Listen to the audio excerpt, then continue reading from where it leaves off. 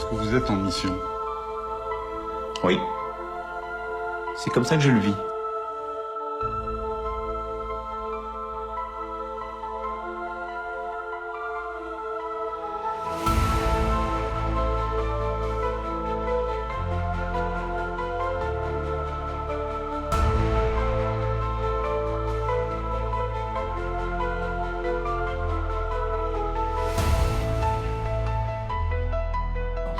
Je crois jamais avoir eu le sentiment que je me faisais une carrière. Et depuis que je suis rentré dans le champ politique, je vis ça comme une mission.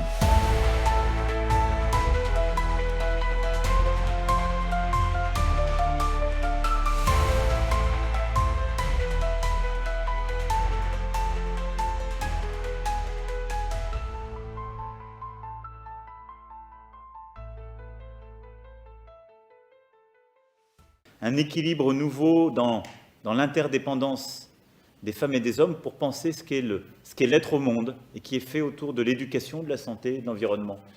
Et donc je suis dans cet état d'esprit-là.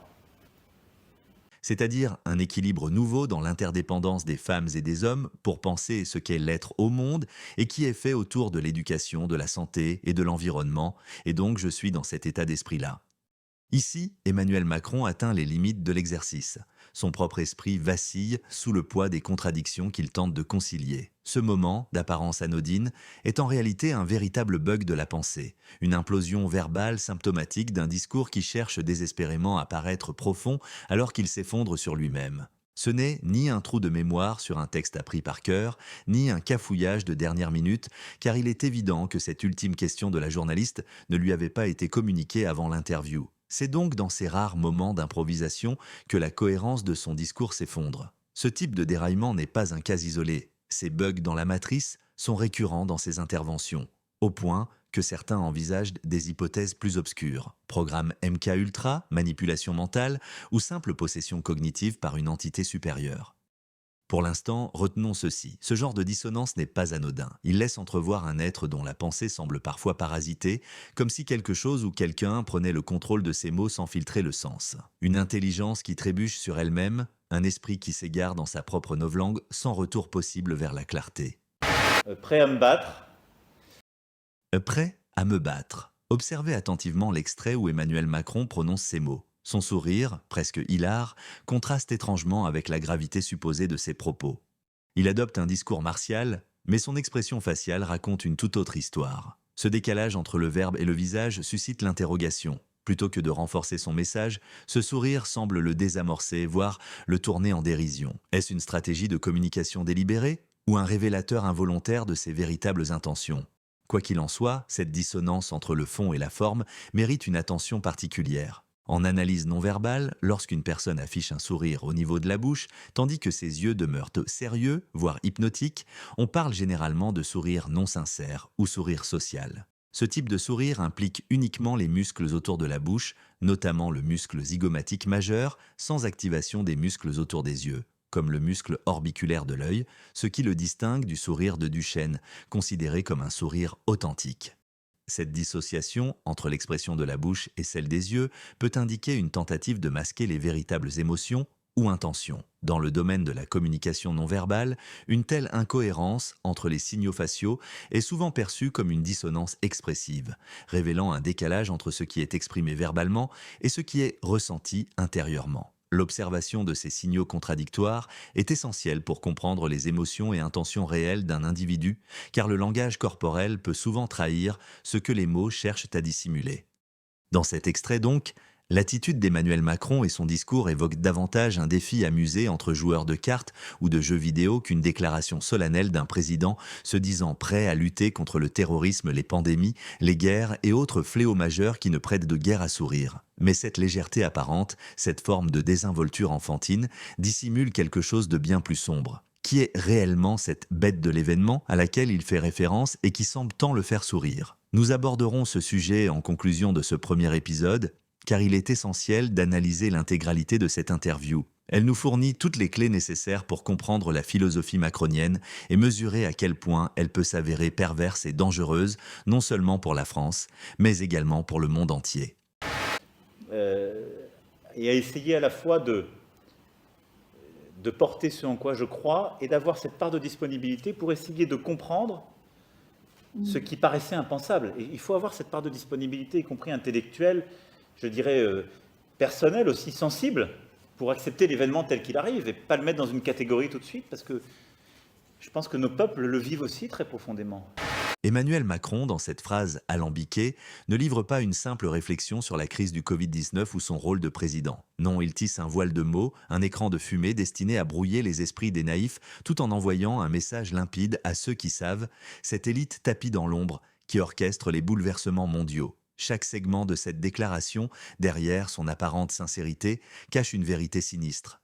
Macron ne parle pas pour gouverner, mais pour servir un plan bien plus vaste où les peuples ne sont que des pions. Et à essayer à la fois de porter ce en quoi je crois.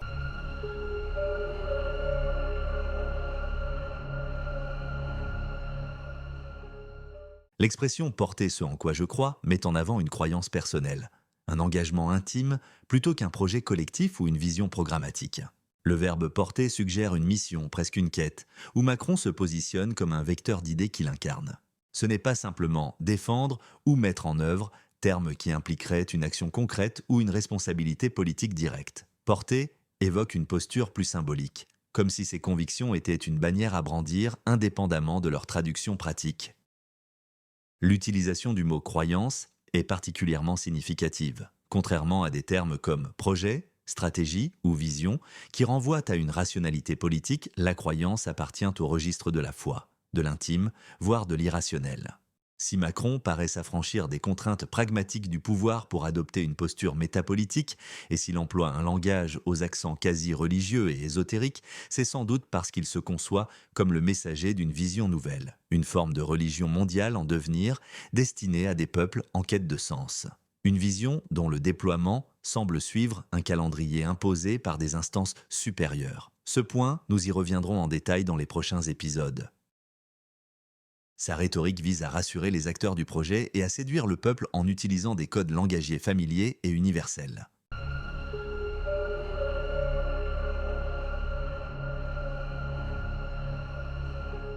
Quand Emmanuel Macron murmure, presque comme une confidence, qu'il cherche à porter ce en quoi je crois, ces mots résonnent moins comme une simple profession de foi que comme un code.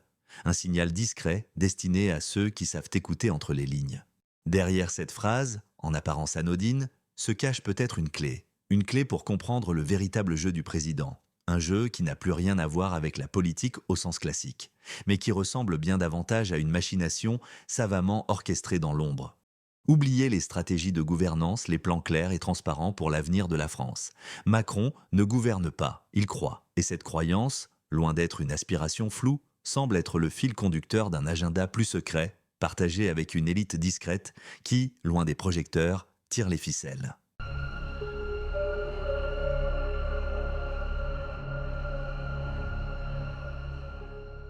Porter ce en quoi je crois, à première vue, cela ressemble à l'élan sincère d'un homme habité par ses convictions. Et c'est peut-être le cas. Car Emmanuel Macron, selon certains, aurait été façonné dès l'enfance, manipulé mentalement, un conditionnement qui aurait commencé avec sa propre grand-mère, pour l'amener précisément là où il est aujourd'hui. Mais ce n'est pas le sujet de cette vidéo. Restons concentrés et continuons à gratter la surface. Très vite, la vérité se dessine. Le verbe « porter » n'est pas anodin. Il ne s'agit ni de défendre, ni de construire. Il s'agit de transmettre, de faire passer quelque chose de déjà établi comme un relais dans une course, dont nous, simples citoyens, ne connaissons ni le départ ni l'arrivée. Et ce quelque chose, il n'est jamais clairement nommé. C'est là que le piège se referme. Macron ne parle pas pour éclairer, il parle pour brouiller. Sa croyance, vague, nébuleuse, n'est pas un projet politique, c'est un paravent. Derrière se dissimule une idéologie bien précise, celle d'un monde globalisé, sans frontières, où les nations s'effacent au profit d'intérêts supranationaux. Mais cette vision, il ne la dévoile jamais franchement, parce qu'elle ne s'adresse pas à nous. Elle vise une caste, une élite d'initiés, banquiers, technocrates, eurocrates, tous ceux qui savaient lire entre les lignes. Quand il dit « ce en quoi je crois », eux comprennent. Ils entendent l'engagement, celui de poursuivre leur projet commun, un ordre mondial où le pouvoir n'émane plus des peuples, mais se concentre entre les mains d'une élite autoproclamée.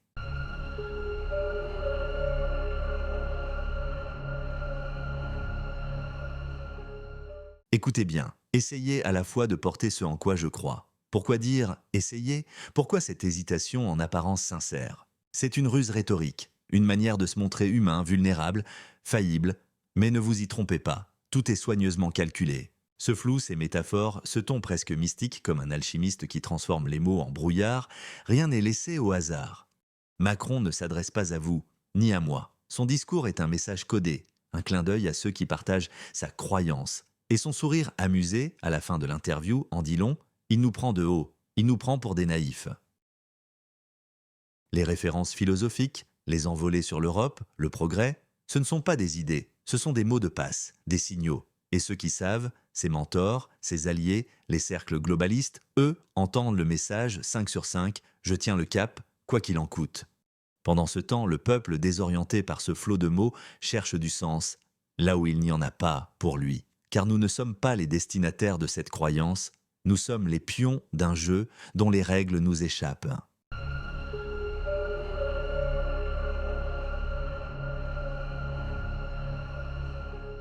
Revenons à l'essentiel. Macron ne croit pas en la France, ni en son peuple, sa foi est ailleurs, dans un projet qui dépasse les nations, qui méprise les frontières et qui sacrifie les citoyens sur l'autel d'une utopie réservée à quelques-uns. Quand il dit « porter ce en quoi je crois », il ne parle pas de conviction personnelle, il parle de loyauté, loyauté envers ceux qui l'ont placé là, pas les électeurs, mais les véritables architectes du pouvoir, les cercles financiers, les think tanks mondialistes, les institutions de l'ombre, ceux qui dictent les règles en coulisses. Ce n'est pas une absence de stratégie, c'est une stratégie invisible masquée par le vernis de la croyance. Chaque discours, chaque crise, chaque réforme, une pièce du puzzle. Et au final, un monde où les peuples n'ont plus voix au chapitre, où la démocratie devient un simple décor et où Macron, fidèle exécutant, aura rempli sa mission, détruire la France jusqu'à son essence, pour qu'un jour elle accepte résignée l'arrivée d'un sauveur. Un sauveur sans visage et sans condition, mais toujours plus tyrannique.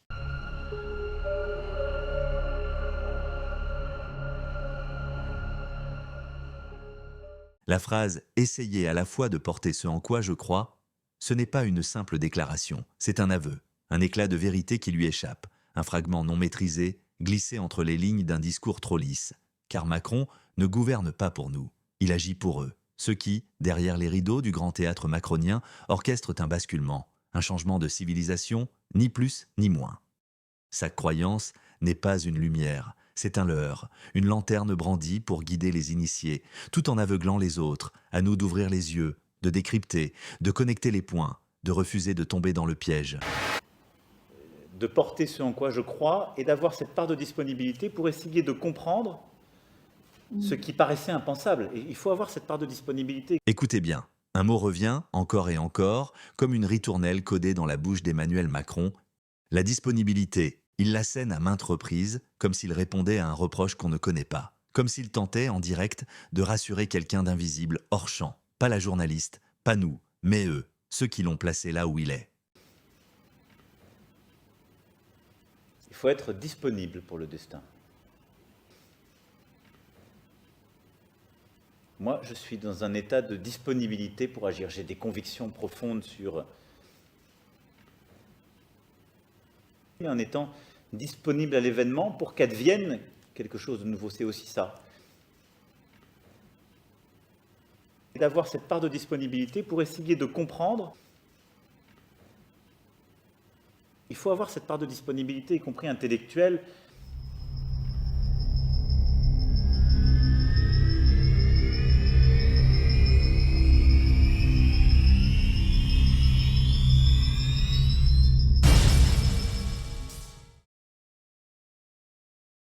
On dirait presque une transmission en clair d'un message crypté « Je suis là, je reste à votre service, ne doutez pas de moi ».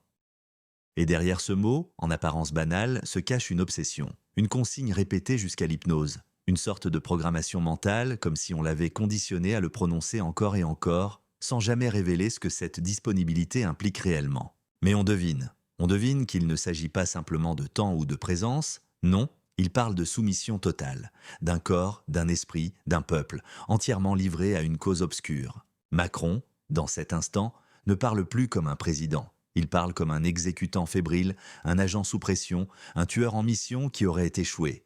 et qui, les yeux baissés, supplie ses maîtres dans l'ombre « Ne me remplacez pas, laissez-moi une autre chance, je frapperai juste cette fois. » Pour essayer de comprendre ce qui paraissait impensable. Et il faut avoir cette part de disponibilité, y compris intellectuelle. Et d'avoir cette part de disponibilité pour essayer de comprendre ce qui paraissait impensable. L'emploi du mot impensable n'est jamais anodin. Il trahit chez lui la reconnaissance d'un moment qui lui a échappé, un aveu discret d'un passé qu'il n'a pas vu venir. Et en creux, il nous avertit, ce qui fut impensable pour lui hier pourrait bien le devenir pour nous demain. Car l'histoire aime à surprendre, surtout ceux qui dorment les yeux ouverts.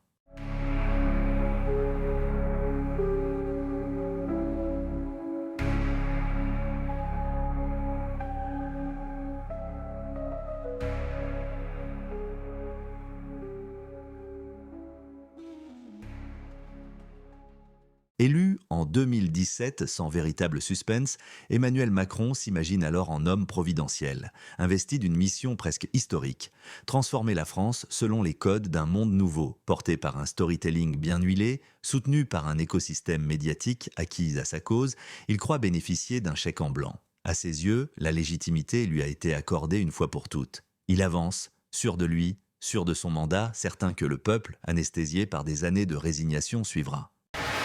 Ils sont très contents d'eux-mêmes. On a tout fait, certains disent même en boutade, des gens haut placés, mais qu'est-ce qu'on va faire maintenant? On a fait tout le programme en 1 an, qu'est-ce qui va nous rester à faire? Bon, il y a cette espèce de sentiment de dire on a réformé, on a changé, on a donné une nouvelle impulsion, on a régénéré l'image du président dans le monde, on a vraiment fait la révolution d'Emmanuel Macron. Personne ne voit venir un mouvement social d'importance. Il n'y a pas trop d'inquiétude au début. Alors évidemment, il y a une grogne, il faut pouvoir y répondre. Et puis, on laisse passer en quelque sorte les choses à ce moment-là. Mais l'impensable va surgir. Pas un débat parlementaire houleux, pas une grève catégorielle attendue. Non, un cri brut. Une onde de choc venue des ronds-points, des zones rurales, des périphéries invisibles. Des femmes, des hommes, jeunes et vieux, issus de tous horizons politiques, qui enfilent un gilet jaune fluorescent comme on allume une alarme. Un peuple sans structure, sans leader désigné, sans programme, mais avec une colère viscérale. À ce moment-là, le président est très royaliste. Voilà, il se prend pour le roi. Voilà, c'est pas un chef d'État à ce moment-là qu'on a, c'est un roi qui ne daigne même pas parler à son peuple, qui reçoit personne, qui reste dans son château, quoi, en fait, hein.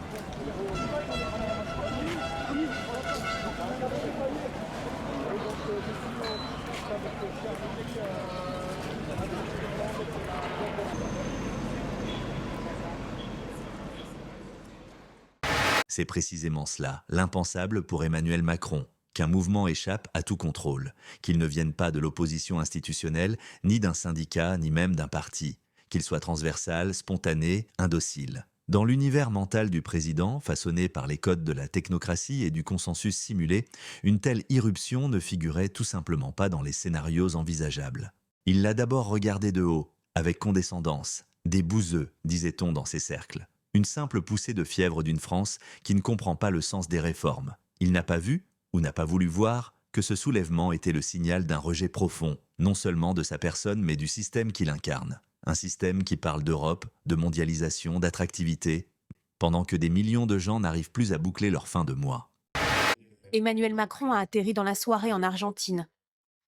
Une arrivée commentée en direct à la télévision. Pero bueno, son cosas que... Mira para un lado, mira para el otro. Y aparte, imagínate la foto en los diarios de Francia, Macron justamente dándole la mano a un hombre que tiene el color del chaleco con el... Après 3 semaines de conflit, le président espère s'offrir un peu de répit. Au programme, visite culturelle, mais surtout participation au G20. Un grand rendez-vous international qu'il n'a pas imaginé une seconde décommander. Le voyage en Argentine, c'est déjà un passage obligé pour le président de la République. Il y a une préparation de plus de 6 mois, 7 mois avant ces déplacements. Donc le président de la République se doit d'être là. Et donc il part, mais aussi il part avec la situation politique française en tête. 11 000 kilomètres de distance, 4 heures de décalage horaire avec la France, qui va connaître un samedi noir. Ce 1er décembre, Emmanuel Macron a passé la nuit dans cet hôtel de Buenos Aires. Il reçoit les premières alertes à 7 heures du matin. Il est 11 heures à Paris. L'acte 3 des Gilets jaunes dégénère. Il va découvrir petit à petit, au fur et à mesure de la journée, des images de ce qui se passe à Paris.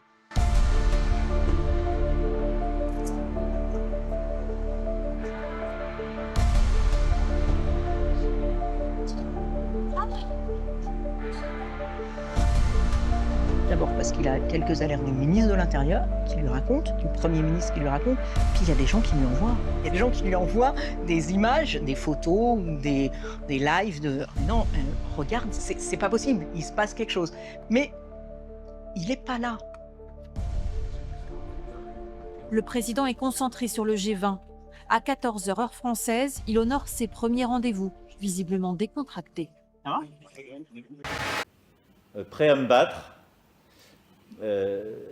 et à essayer à la fois de porter ce en quoi je crois et d'avoir cette part de disponibilité pour essayer de comprendre ce qui paraissait impensable. Et il faut avoir cette part de disponibilité, y compris intellectuelle, je dirais personnelle, aussi sensible, pour accepter l'événement tel qu'il arrive et pas le mettre dans une catégorie tout de suite, parce que je pense que nos peuples le vivent aussi très profondément.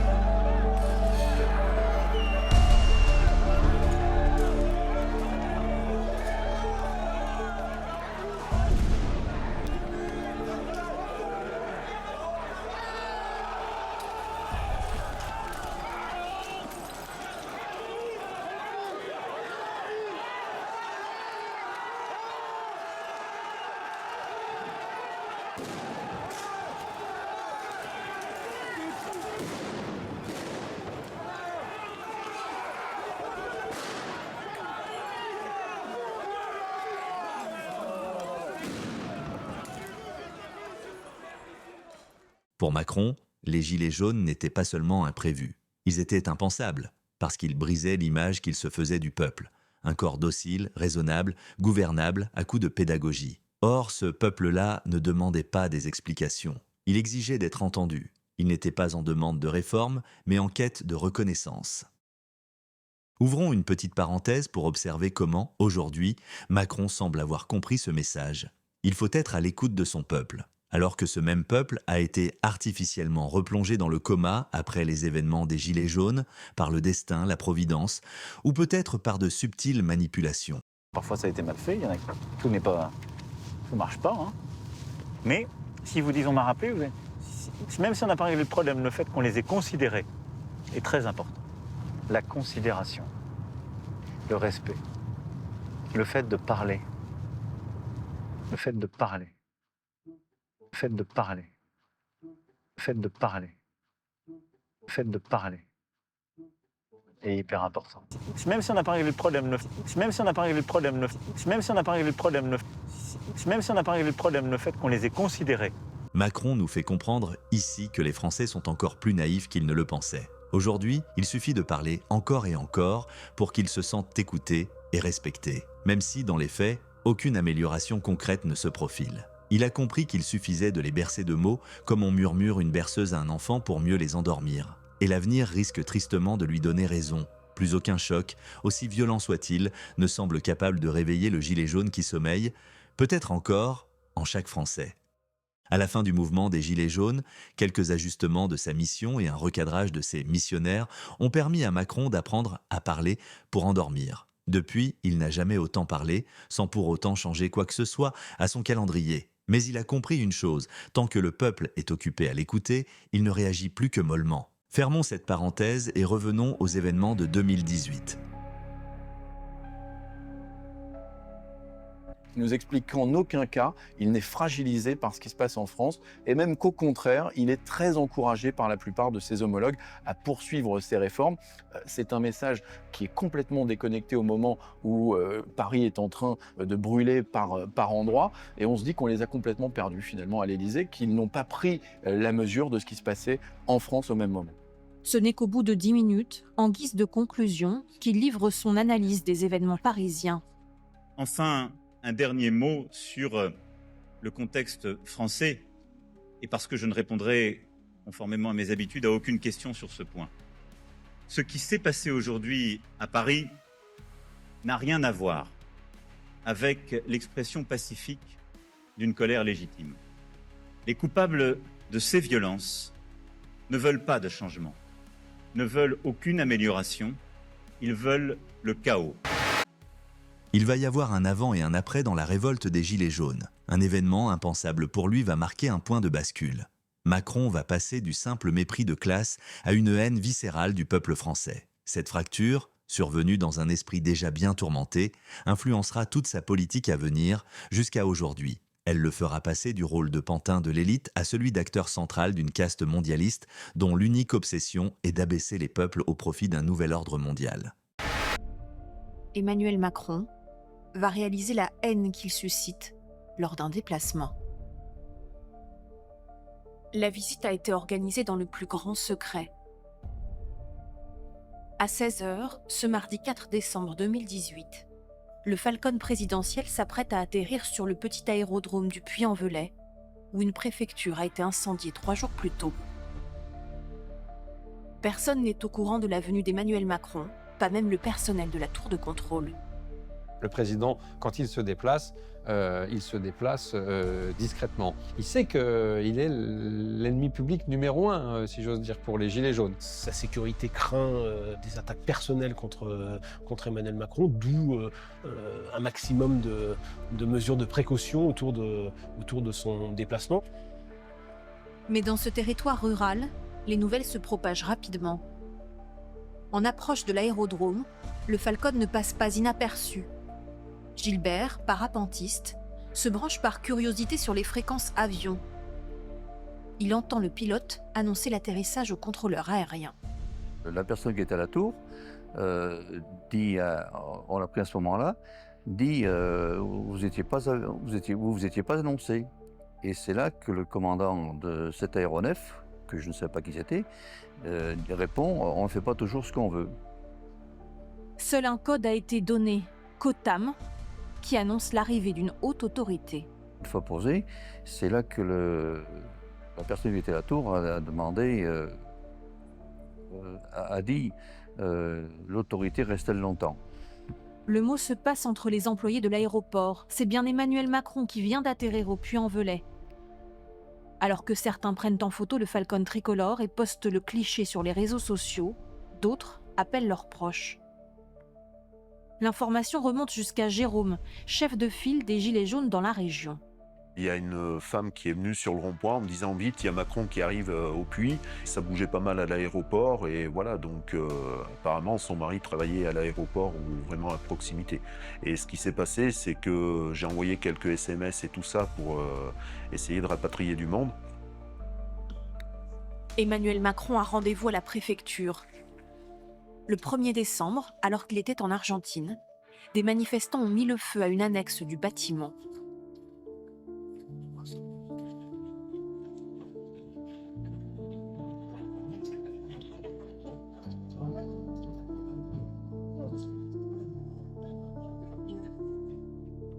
Le chef de l'État est venu soutenir les employés traumatisés. Le président ne se doute pas qu'à l'extérieur de la préfecture, une trentaine d'opposants viennent d'arriver. Ils ont deviné où ils se trouvaient. Le service d'ordre va devoir improviser face à une situation très périlleuse. 7 véhicules composent le convoi présidentiel. Emmanuel Macron est en 2e position derrière la voiture ouvreuse. On le voit ici baisser sa vitre et saluer la foule.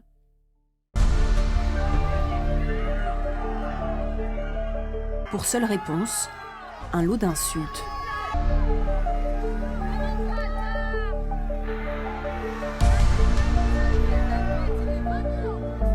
Le président de la République, ils pensent toujours que les gens les aiment. Là, ils voient, c'est pas juste que les gens l'aiment pas, c'est qu'il y a des gens qui veulent, qui disent qu'ils veulent le tuer, des gens qui veulent qu'il soit plus là au sens propre. Le moment où vous entendez, quand vous êtes dans une voiture, des gens vous dire « crève », c'est plus qu'un choc, ça déstabilise. Surtout que la violence va monter d'un cran. En pleine heure de pointe, le convoi présidentiel se retrouve bloqué dans les embouteillages. Au bout de cette rue, la 5008 du président, vulnérable. Il va falloir rendre des comptes, les gars! Il va falloir payer! Fait rare, 3 hommes du GSPR doivent continuer à pied pour protéger le véhicule blindé. Le cortège repart, mais les manifestants sont toujours à ses trousses. Ça va vous coûter cher, les gars! Ça va vous coûter très cher, les gars!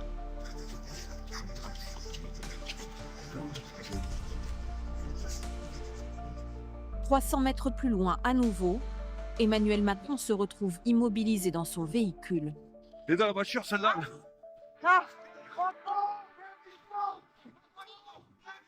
Un des agents de sécurité est prêt à utiliser la valise Kevlar, une valise par balle. Il faut protéger la vie du chef de l'État, mais pas seulement. Il protège l'image du président. Pour échapper aux poursuivants, le convoi franchit la ligne blanche. Il roule à contresens.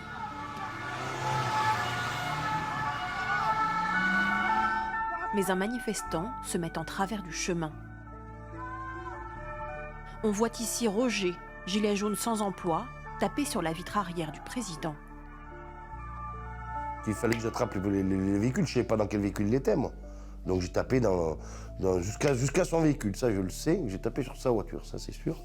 Puis après j'ai pris un coup de pare-choc, je me suis cassé la figure et puis je me suis relevé et puis j'ai couru dans la voiture après. Non, et puis j'avais la haine, quoi, c'est pas dur, hein. J'avais la haine, comme beaucoup de monde avait la haine, quoi, d'ailleurs. S'il était descendu de sa voiture sans service d'ordre comme il avait, je pense qu'il aurait été lynché, quoi. Il a vraiment pris conscience qu'il avait tellement poussé les gens à bout que sa vie était en danger, quoi. Je pense qu'il l'a vécu douloureusement et que ça a été pour lui un moment clé.